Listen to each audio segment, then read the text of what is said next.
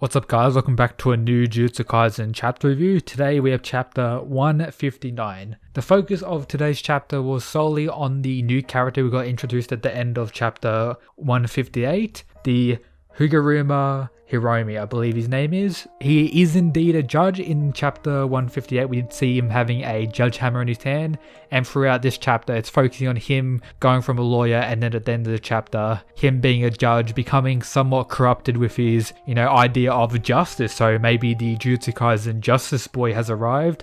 And next to him we get something that looks like a stand from JoJo, but I'm guessing it's his cursed ability, which will get explored when his fight actually begins. And the comment at the end of the chapter from the author talks about that Itadori and the others are going to head to their first colony next chapter.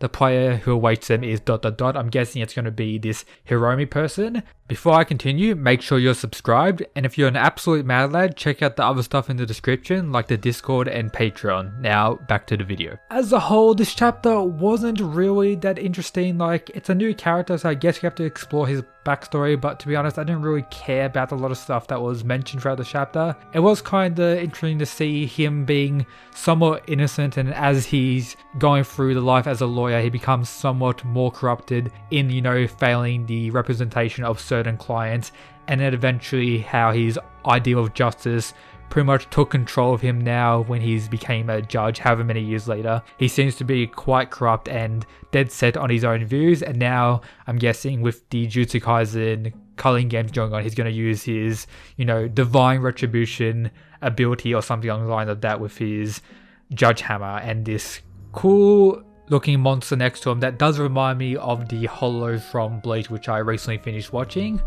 And rereading this part, I think I might be wrong. He may still be a lawyer in the later part of the chapter. I don't actually know how the Japanese legal system works, so I'm guessing all the people in the courtroom may have a hammer similar to this, but we don't see him sitting in the spot where the judge would normally be, so he may just be a lawyer at this point, and this is where he becomes corrupt and everything like that. So yeah, that's pretty much all I'm going to talk about. A very short review today. There wasn't really much I wanted to talk about regarding the specific information we learned about him. It's not really that relevant. I'm guessing he's most likely going to be defeated in this up and coming fight and won't have that much relevance after that. But hope you enjoyed today's video. Subscribe if you haven't already. And yeah, stay tuned for the next one. But yep, that's it guys. Peace.